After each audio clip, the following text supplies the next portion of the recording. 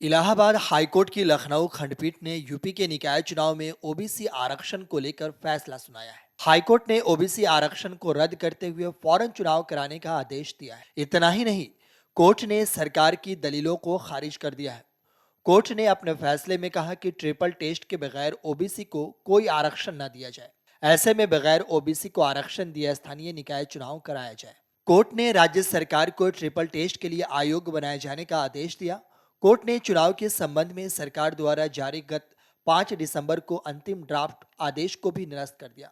न्यायमूर्ति देवेंद्र कुमार उपाध्याय और न्यायमूर्ति सौरभ लवानिया की खंडपीठ ने मंगलवार को यह निर्णय ओबीसी आरक्षण को चुनौती देने वाली याचिकाओं पर सुनाया। बता दें कि कोर्ट के फैसले पर उप मुख्यमंत्री केशव प्रसाद मौर्य ने कहा कि नगरीय निकाय चुनाव के संबंध में उच्च न्यायालय इलाहाबाद के आदेश का विस्तृत अध्ययन कर विधि विशेषज्ञों से परामर्श के बाद सरकार के स्तर पर अंतिम निर्णय लिया जाएगा, लेकिन पिछड़े वर्ग के अधिकारों को लेकर कोई समझौता नहीं किया जाएगा। कोर्ट में सुनवाई चलते रहने के कारण राज्य निर्वाचन आयोग के अधिसूचना जारी करने पर रोक लगा दी गई थी। मामले में याची पक्ष ने कहा था कि निकाय चुनाव में ओबीसी आरक्षण एक प्रकार का राजनीतिक आरक्षण है।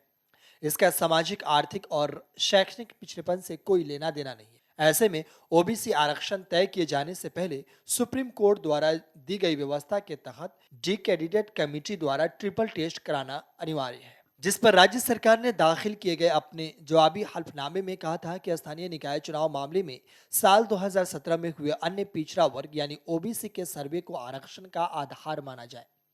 सरकार ने कहा कि इसी सर्वे को ट्रिपल टेस्ट माना जाए। सरकार ने यह भी कहा था कि ट्रांसजेंडर्स को चुनाव में आरक्षण नहीं दिया जा सकता। सुनवाई में हाईकोर्ट ने सरकार से पूछा था कि किन प्रावधानों के तहत निकायों में प्रशासकों की नियुक्ति की गई है।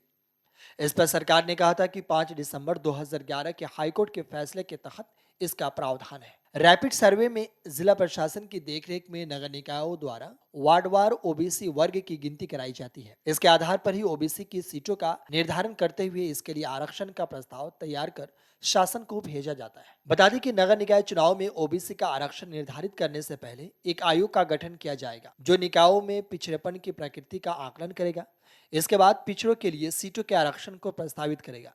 दूसरे चरण में स्थानीय निकायों द्वारा ओबीसी की संख्या का परीक्षण कराया जाएगा और तीसरे चरण में शासन के स्तर पर सत्यापन कराया जाएगा। Video desk amarujala.com। डाउनलोड करें अमर उजाला ऐप और पाएं खबरें लगातार।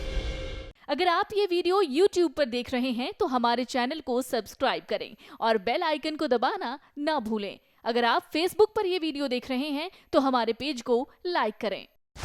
डाउनलोड करें अमर उजाला ऐप और पाएं खबरें लगातार।